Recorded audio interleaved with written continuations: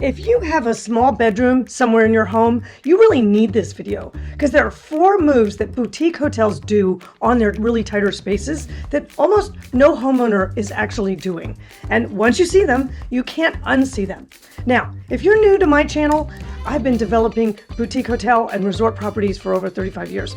And I'm talking about the secrets that the hotel industry uses that every home should know about. So the first one is the tub shower combo. And I know you probably think the tub shower combo feels a little down market, but they're really not. They're actually the hardest working square footage in any small bathroom. And boutique hotels use them all the time, kind of because they have to. So the reason that yours feels maybe a little cheap and the hotel ones always feel kind of like spas isn't the combination itself. It's actually the execution. There's 4 things that they get right that homeowners don't necessarily. Now, the first one is that they always skip the shower curtain. You want to either have a fixed glass panel or one that swings. That's fine too. You could do a curved glass enclosure. That's not a problem. Or sometimes there's not even any glass. It's just a full wet room, especially works well in a small bathroom. Now, the vinyl or the plastic shower curtain is what makes the whole thing feel like a motel. Okay, the second thing is that the shower head is really doing the spa effect work, okay? You always want to have 2, whether it's a rainfall and a bar or a wall mounted and a bar handheld, it doesn't matter, but you always want to have 2 water fixtures in that tub shower combo. It makes sense, and you just don't want to do one or the other. You want to do both. Now, the third thing that they really do beautifully is that they always drive the wall tiles up to the ceiling. And stopping it at 6 feet when you have an 8-foot ceiling doesn't help you. It actually hinders you and makes the room feel smaller. So what you want to do is run it all the way up to the ceiling and it'll read taller than it is in the space. And another part of this tip is that tile should be lighter in color and tone. It doesn't have to be white, but it does need to reflect more light. You'll never see a small boutique hotel with a super dark shower enclosure. It just doesn't make sense because it feels unsafe and unclear to you. So stick with those lighter colors in small bathrooms. So number 4 is the tub itself. Sits flat against the wall. You don't want a bolted on apron or like a builder standard, kind of a plastic skirt. Think stone or tile, making it feel architectural on the front so it doesn't feel like a kit you just picked up at Home Depot. Now, I bet money that you've stayed in a hotel with a tub shower combo in the last 6 months, and you probably didn't even register it as one. That's the whole point. When the execution is right, guys, your brain reads, ooh, spa, luxurious. Now, when the execution is wrong, your brain reads motel. Same combo, different details. You don't have to rip out your tub. You just have to fix these 4 things that makes your space feel cheaper.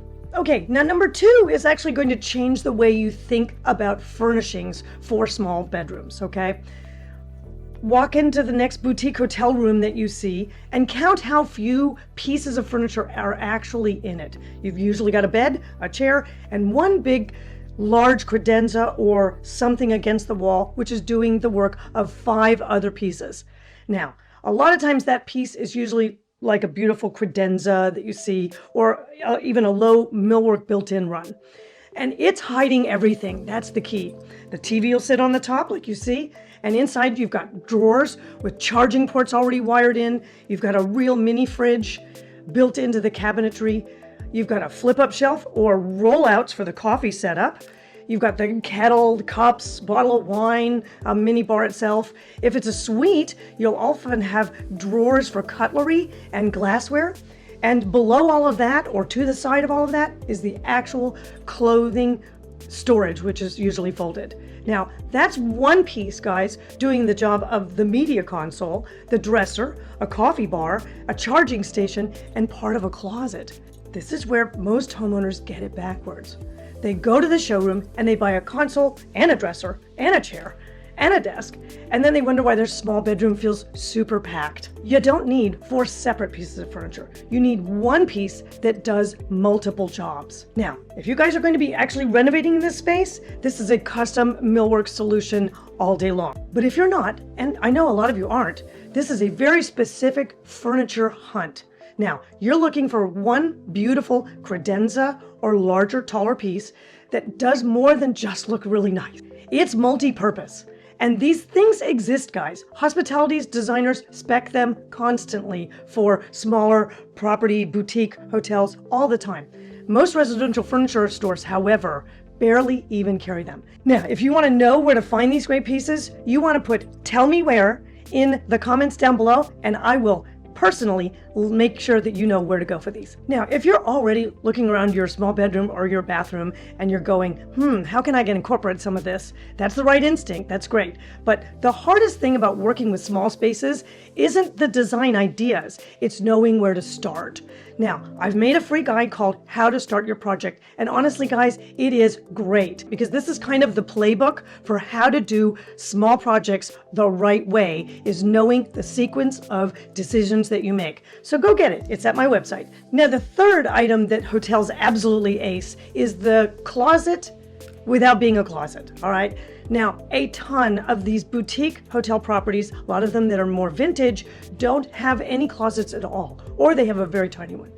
What they have is well thought out wardrobe choreography for the room.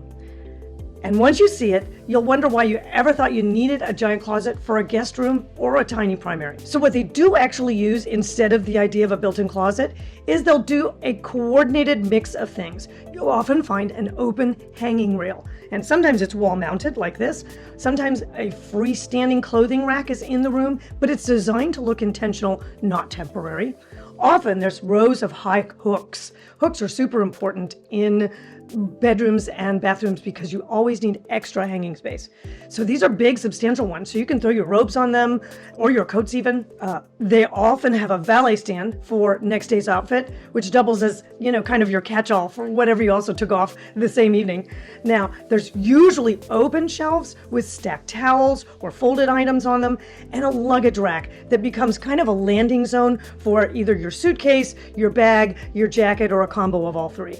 Now, notice, in all of these, there's no real doors. There's no closet rod that's hidden behind drywall. There's no kind of wasted square footage trying to create a mini walk-in. Here's the move. The closet was never just one thing. It was always doing a multiple number of jobs just in this box that we shape it in. You've got hanging clothes, you've got folding, you've got storage, you've got landing, and you've got that part where you just don't want to see it and it's hiding. Now, boutique hotels separate those jobs out and put each one where it actually makes sense. The result is a room that holds everything your guest needs and somehow breathes a little bit better than a lot of these homes that have the tight bedrooms. So tip number 4 is one of my favorites, because I've been doing it for years, and it's the pocket door. So pocket doors, guys, are the ultimate space saver solution. Now, boutique hotels that have tiny footprints will always use them. Anywhere from bathroom entries, dressing room openings, bed to bath transitions, you can see them everywhere. And if you don't have space for an actual pocket, they actually just use a slim sliding door that's usually hung on an upper track. They almost never use a swinging door in hotels. And I have done them for years, guys. Why? Because a regular swinging door eats up 9 square feet of your 200 square foot room.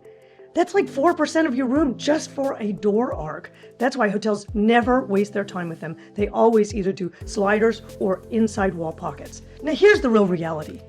Every residential contractor I've ever worked with on a small bathroom has tried to talk me out of pocket doors, and I never let them. Because the issue isn't the door, guys. It's the kit of hardware that they're planning to install it with. The $79 pocket door kit that you buy at Home Depot, that does jam. It does feel flimsy, and it breaks. That's not the pocket doors I'm referring to. That's a cheap pocket door. Boutique hotels, on the other hand, use commercial grade hardware, solid core slabs, that one's very important, and the proper framing. The door just disappears smoothly into the wall, gives you back that 9 square feet, and feels substantial when you slide it across. So, if you're in a situation where your contractor is pushing back, the question isn't should we do a slider door, it's what hardware are you planning to spec? Now, if the answer is the one from Home Depot, that's the problem, not the concept of pocket doors. So these 4 tips, guys, come from boutique, smaller properties, and they really do work in your smaller rooms in your houses. If you like what you're hearing, please be sure to like and subscribe. The channel always needs that, and I will see you guys next week.